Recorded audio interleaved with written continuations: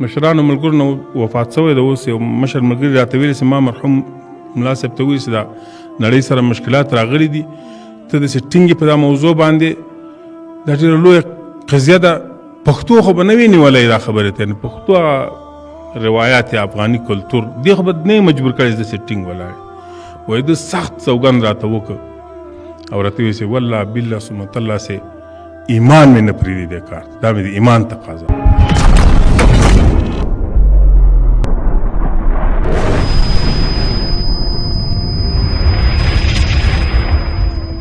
د مرحوم امیر المؤمنین په ژوند باندې خبرې وسوې او فرصت مهیا سو په تیرو کلونو کې به دا غونډه تنا موږ په مجازي نړۍ کې لمانځلی سوی د مشکلاتو د ستونزو له امله مرحوم امیر المؤمنین نه کاله مخکې وفات شوی و نو اته کاله موږ نه وتوانېدلی چې د اشغال او ظلمونو له وجې نه د خپل امیر د وفات یاد وسو کولی داسې په نم کال الله جل جلاله دا فرصت موږ تاسو ته مهیا کړ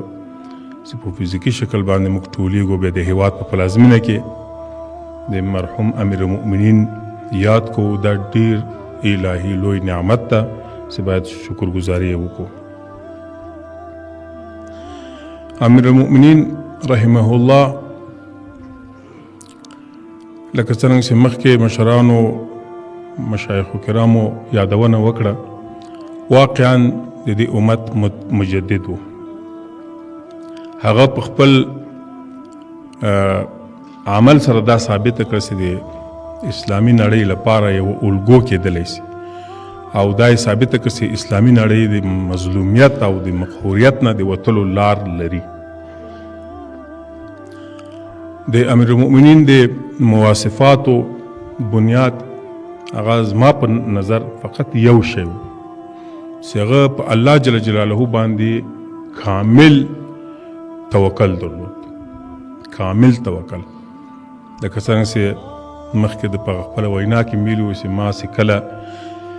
د فساد په وړاندې قیام کاوه نو ما توکل محض کړی توکل محض علما کرام پیږي معنا دا چې بل به هیڅ شی نه پکې لحاظ کوي چې وسله لري که نه لري امکانات شته که نشته قوت لري که نه لري کوی سي که نه سي کوی موانع به څه وي هیڅ شی نه سنجوي صرف د الله په ذات باندې توکل وکړي بس همدې ته توکل محض وایي امیر المؤمنین مرحوم چې کله د فساد په وړاندې باندې قیام کاوه نو توکل محض وکړه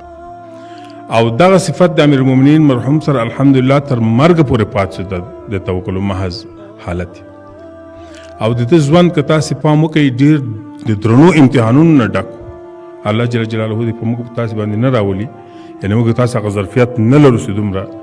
برداشت د مصیبتونو د امتحانونو وسو کولی او دا جالب انسان الله جل جلاله پیدا کړی و او عجیبه امتحانونه یې په باندې راوستل او الله په خپلو نیکو بندګانو نږدې بندګانو باندې ابتلاعات راولي امتحانونه او سختۍ راولي هغه وخت به موږ تاسو ټول یاد است د فساد په وړاندې باندې چې کله په ټول هېواد کې فساد شیندل سوی و هیچا هم حل نه درلود په هغه وخت کې افغانستان رهبران درلودل په هغه وخت کې افغانستان علما درلودل په هغه وخت کې افغانستان قومي مشران درلودل په هغه وخت کې افغانستان خواخوږي درلودل د باندې نړۍ هم په دغه ټول تشکیلات درلودل ملل متحد او بشر حقوق او پلانه دا عنوانونه چې اوس هم مخ ته راځي دغه ټول شیان د افغانستان د قضیې په وړاندې باندې ګونګ وو هېڅ حل لاره یې نه درلودله یعنې هغه بې ثباتي و هغه بدبختي چې پېښه شوه د داخلي جنګونو په نتیجه کې افغانانو سره مخ شول د هېچا سره هم حل لاره نه وه او تاسو به دې صحنې شاهدان وئ د مشران ملګري خو الحمدلله ټول په هغه وخت کې آگاه و پوه حالات لیدل دغه یو شخص الله پاک جل جلاله د دې دپاره جوړ کړي د دې دپاره حل راوباسي نسخه راوباسي هغه د محدودو ملګرو سره چې یو به انشاءالله ملا صاحب وي الله تعالی دې په عمر کې برکت واچي ملا برادر خان او نور ملګرو محدود ملګري سره راټول شو یو مشوره یې وکړه او یو تصمیم یې ونیو د خالص توکل په اساس په الله یې درلود او د فساد په وړاندې باندې قیام وکړه دا خبرې په خبرو کې اسانه دي موږ تاسې یادو دا ډېره اسانه دي خو که تاسې په هغه حالت کې ځان فرض کړئ چې داسې یو عظیم فساد وي داسې امکانات ونه لري او دومره له هرې خوا نه مشکلات وي او ته بیا جګېږې د فساد سره مقابله کوي، دا وړه خبره نه ده. یعنې دا د انسان د توان خبره نه ده. که دغه سړي سره د کرامت نه وای، که دا د الله دوست نه وای، که دا د الله ولی نه وای، او که الله جل جلاله له دغه کس نه دغه خدمت نه اخیستلی او استعداد نه و پکې ایښی، دا هېڅ ممکنه نه. یعنې دی ډېر یو لوی عظیم کار ته یې ملا وتړله، په خپله عظیم انسان. دا یو پړاو د امتحانو چې کله دی راپورته شو، بیا وروسته مجموعه ډېره سوه او ټوله سوه، وروسته قوت پیدا سو، امکانات پیدا سو، هغه امتحان مرحله اسانه سوه، هر څوک راووتل میدان ته. دومه د امتحان دوره یې دا وه، موږ تاسې په افغاني ټولنه کې اوسېږو، ژوند کوو. مخکې داسې یو سوچ او تفکر موجود و چې د علما کرامو ترمنځ اتفاق ډېر سخت. علما نه متفق کېږي په یو شي باندې، او دا ځکه چې علما اکثر علمي مسائل سره څېړي. په علم کې نظري شیان مخته راځي، اختلافي شیان مخته راځي، قیل و قال مخته راځي. په دې وجه باندې هغه اختلافي نظریات ډېر قوي وي. نو دا مشهوره وه چې وایي دوه ملایان په یو پوله باندې نه سره راځي. دا مې یو مشهوره وه، اگر که داسې رښتیا نه وي،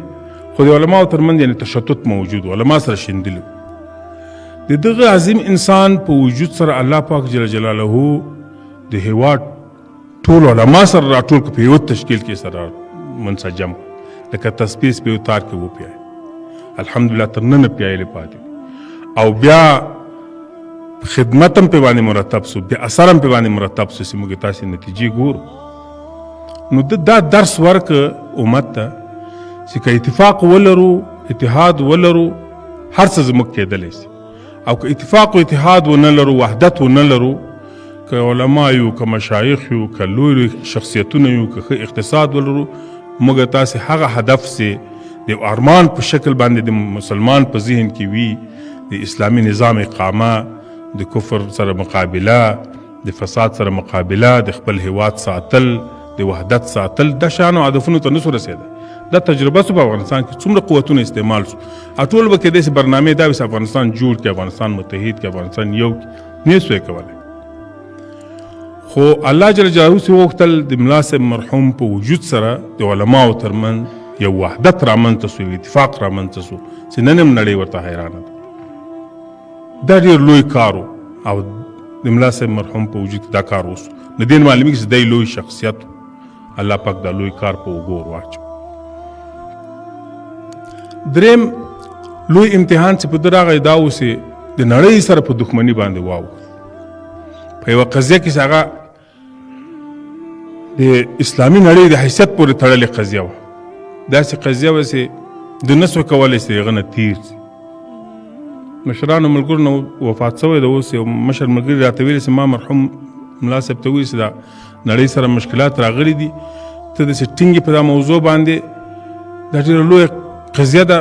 پښتو خو به نه وي نیولی دا خبرې ته، یعنې پښتو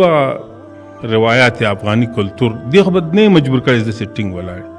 وایي ده سخت سوګند راته وکړ او راته ویل چې والله بالله ثم تالله چې ایمان مې نه پرېږدي دې کار، دا مې د ایمان تقاضا ده. یعنې دا رښتیا هم که موږ تاسې دقیق متوجه سو، کومه قضیه چې هغه وخت کې دنیا له موږ نه غوښته او د یو مسلمان تاویلېدل او تسلیمېدل، هغه د مسلمانانو د حیثیت موضوع وه. که هغه څه خدای ناخواسته د مسلمانانو حیثیت به په دغه پیړۍ کې ختم شوی. هغه د مسلمانانو حیثیت ته نجات ورکړه په خپله قربانۍ سره، ډېر لویه قربانۍ ته ځان ورکړه. نو دغسې لوی امتحان چې ټولې نړۍ سره هغه په ټولو تجهیزاتو باندې مجهزه ده او ټول امکانات لري، دی په متانت سره ودرېد. مختلفې مشورې هم ورته را روان دي چې دا مه کوو، مختلف نظریات هم را روان دی مه کوو، دی بیا هم پاتې سو، ثبات په برخه سو. دا څومره لوی کار و، له تصور نه پورته. الله جل جلاله دا لوی کار هم په دغه لوی انسان باندې واخیست. او بیا تر وفاته پورې ګورئ، ملا صاحب مرحوم اگر که په حق مرګ وفات شوی ده، خو درجې انشاءالله د شهیدانو دي، ځکه د ده د وفات سبب دا شو چې دی په خپل وخت ډاکټر ته ونه رسېد، که ډېر عادي مریضي نه دی وفات شو. تبرکلوز ناروغي یې درلوده. تبرکلوز نن 6 میاشتې علاج لري،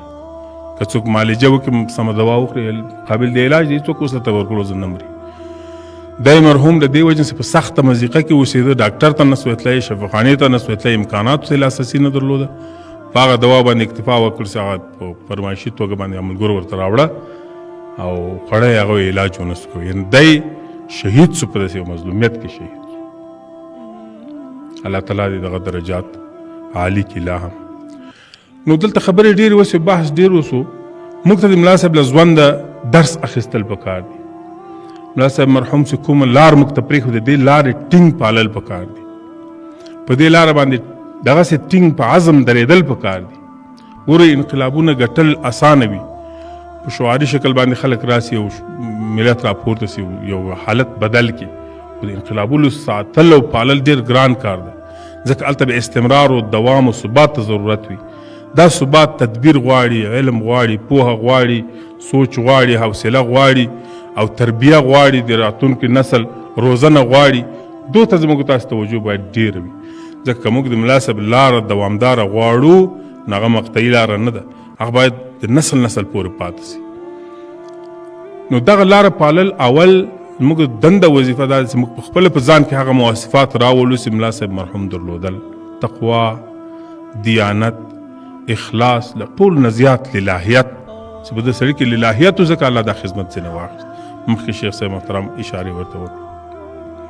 نو ټول مجاهدین، ټول مسلمانان دغسې مکلفیت لري. د ملا صاحب مکلفیت او د موږ تاسو د مکلفیت ترمنځ هېڅ فرق نشته، هېڅ تفاوت نشته، ټول عند الله دغسې مکلف یو. نو فرق هم نشته د الله د مکلفیت په وړاندې باندې باید ځان کې دغه صفات او دا یو نمونه و الله موږ ته راوښودله. انبیا علیهم السلام هم چې کله به مځکې ته راتلل، الله پاک جل جلاله یو خو دوی وسیله د هدایت ګرځول چې دوی په ځواب بشریت ته هدایت وسي، دوم په خپله د نبي وجود به الګو مثال و، کوم صفت به په دې کې و امت ته به دا لارښوونه وسي دغسې وکړي. ولکم فی رسول الله اسوة حسنه. موږ ته هم وایي ستاسو ته په رسول الله صلی الله علیه وسلم کې اسوه حسنه ده، څه چې دی کوي، څرنګه چې دی ځان جوړي، څرنګه چې دی لباس اغوندي، څرنګه چې دی اخلاق لري، څرنګه چې دی خبرې کوي، ته هم داسې وکړه. کله چې نبوت قطع کېږي نو خو ایخوا ته ولایت باقي ده. الله جل جلاله د خپلو نیکو بندګانو په مثال یو نمونه وړاندې کوي، یو پیړۍ ته درس پې ورکوي چې دغسې اوسېږه لکه دغه کس، دغه صفات په ځان کې راول لکه دغه کس چې درلود. نو زموږ اوسنی نسل دا مکلفیت ته چې ملا صاحب مرحوم د دې ته څنګه چې په داسې مجالسو کې یادوو، د ده کردار، د ده عملنامې او د ده دغه څه چې کړي دي دا ټول د ځان دپاره هم الګو وګرځوو. خپل هم کوشش وکړو چې دغه چوکاټ ته ځان واچوو. راځئ او د دې چوکاټ اصل څه ده؟ هغه اخلاص. اول به هغسې اخلاص پیدا کړو لکه ده کیسې وو، هغسې للاهیت به راپکې وي، هغسې به په الله باندې کلک توکل و ایمان راپکې وي لکه ده کیسې وو. وروسته کارونه په خپله جوړېږي، یقین وکړئ چې جوړېږي. نو د ملا صاحب مرحوم په نیکي کې او د ده په برتري کې او د ده په ولایت کې به هیڅ څوک شک ونه لري. علما کرام فرمایي، دلته علما ناست دي، ادبي د ډېرو معافي، وایي یو امیر د مسلمانانو چې مسلمان امیر وي، که فاسق هم وي، د تصوفي لحاظه درجه د ابدالو ده. ابدال یوه درجه په تصوفو کې داسې علما کرام پې پیږي، یعنی د الله یو نږدې درجه د اولیاء کرام په درجه بندوی کې یوه درجه ده. یو مسلمان امیر که فاسق هم شي، د مسلمانانو دومره مصالح پورې تړلی چې امنیت پکې ټینګ ده، عزت پکې ټینګ ده، عدالت پکې وي، اسلامي نظام پکې عملي وي، د خلکو حقوق پکې رسیږي، نو د دغه که فاسق امیر هم وي دغه درجه د ابدال. که هغه امیر دومره نیک او صالح او په خپله ولي وي، د هغه درجه به په کوم حد کې وي؟ تاسې وګورئ. ملا صاحب مرحوم هیڅ شی د اعتراض وړ نه دي. دغه د ملګري ورسره اوسېدلي دي، له کمکېتوبه تر وفاته پورې چې ملګري اوسېدلي موږ اورېدلي دي. په هیڅ یو خبره باندې څوک انتقاد نه لري، په هیڅ یو عمل باندې څوک انتقاد نه لري. د ده اخلاص، د ده فقر او د ده غربت او د دغه ملنګي طبیعت او هغه څه چې ده ځان ته انتخاب کړي. زما په باور یوه خبره دا چې دی کابل ته هم رانغی هغه وخت او د امارت په وخت کې کابل انتخاب نه کړي ځان د ژوند دپاره، یا سره له مشکلاتو کندهار کې واوسېده. زما برداشت دا ده چې ده دا د ملنګي طبیعت دې ته مجبور کړي چې په کندهار کې واوسي. دغه د کابل ارګاو بارګاو د ډېر چوکۍ او مردانۍ دغه شیان د نه خوښو په طبیعت کې الله امتحان پرې راوستی او پرې باندې تحمیل شوي وو، خو ته کوشش کوه چې دغه شیان له اثراتو ځان بچ وساتي، ځان وژغوري، ځکه هلته پات او وفات هم په ملنګي کې اوس. هغه کور عکسونه به تاسې لیدلي، یا به انشاءالله وروسته خپاره سي ادی کې اوسېده. د وفات ځای هغه یو خټین ځای دی، یو ډېر ساده ځای دی په نړۍ کې. یا زموږ دښمنانو هغه وخت تبصرې کوي چې دی په کراچۍ کې وفات پی، هسپتال کې پی، شفاخانه کې پی، تبلیغات دغه او هغه په زابل کې په سوري کې په یو کلي کې په کور کې وفات شو. نو ګورئ ورونو د املا صاحب مرحوم د یادښت سره سره موږ ته درس اخیستل پکار دی په ټولو ابعادو د ژوند د کې او دغه عمارت چې اوس موږ ته راپات دا د امانت ده. زه وایم که چېرې دا امانت له موږ تاسې نه ضایع کېږي یا په هر ډول دې ته توطیې جوړېږي یا خدای نخواسته زیان ورته رسېږي، موږ تاسې د دغه ټولو قربانۍ چې دا منځ کې تېرې سوې دي په دې باندې ماخوذه کېږو او د ملا صاحب به هم سخت ملامت وي په ورځ د قیامت، ځکه د امانت په خټ شکل موږ ته وسپاره، صف یې جوړ و، جهادي صف ښه منظم و، امیران او مشران د ده په صفت باندې حاکمان و هغه په وظیفو باندې استخدام سوي وو، ټول له ده نه کم هېڅوک هم نه وو، ټول هغه د لاس پکې جوړ قوت یې درلود، رهبري یې درلوده، معاونانو نایبانو ټول یې پرېښوده، دی لاړ الله ته. یعنې موږ نه به دا ګیله خامخا کوي چې ما خو دا صف داسې جوړ پرېښی و تاسې ته، داسې منظم پرېښی و، داسې بیا ښه لاسته راوړنې هم پرې راغلې، تاسې نه ضایع ولې سو. نو خدای دې نه کوي موږ تاسې باید د ده د ارمانونو پالنه وکړو، د ده ارمانونو ته متوجه سو. دا ارمان د ده شخصي ارمان نه و، دا الهي ارمان د الله د دین د اقامې ارمان ده چې موږ هر مسلمان سره دا موجود ده، د هر مسلمان دا هدف ده، ما سوا له محدودو کسانو چې هغه به نفس پرستي او خواهش پرستي لري، که زموږ د قربانۍ زموږ د زعامت او د خوارۍ ټول هدف دا و چې واقعي اسلامي نظام دلته حاکم شي. هکه د هر چا په وجود کې راځي او کار څوک خدمت کوي، دا مهمه نه ده چې زه د یم یا بل دی، خو دا نظام د اسلامي په دې ملک ځکه دلته ډېر شهیدان ورکړل سوي دي، ډېرې قربانۍ سوي دي، ډېرې وینې تویې سوي دي، داسې معصومې وینې چې موږ تاسې تصور نه سو کولی. نو د دغو په وینو جوړ دغه ودانۍ چې موږ ته لاسته راغلې ده، دا ودانۍ ساتنه غواړي، دغسې ټینګ حراست او پالنه غواړي او موږ تاسې باید ټول ورته متوجه سو. له ټولو نه زیات مشران ملګري په دې کې ډېر مسؤلیت لري، په دې کې زیات الله پاک ته توفیق ورکړي. مولوي محمد یعقوب صاحب الله تعالی دې ژوند کې برکت او عمر خیر برکت زیات واچي، هغه ډېر مسؤلیت لري ځکه دا بیړۍ ډېر ټولو مشترکه ده خو د ده ډېره، او دی په داسې موقف کې داسې په دفاعي سنګر کې نن د افغانستان ولاړ دی. باید ده هم دغسې متانت غواړو، دغسې صفات پکې غواړو، دغسې مېړانه پکې غواړو، انشاءالله ستا هم پکې لیدل کېږي، هم الله نه به توفیق ورته غواړو او موږ تاسې به له څنګ ولاړو له شا به یې ولاړو. نور خبرې نه اوږدوم، آخر دعوانا الحمدلله رب العالمین.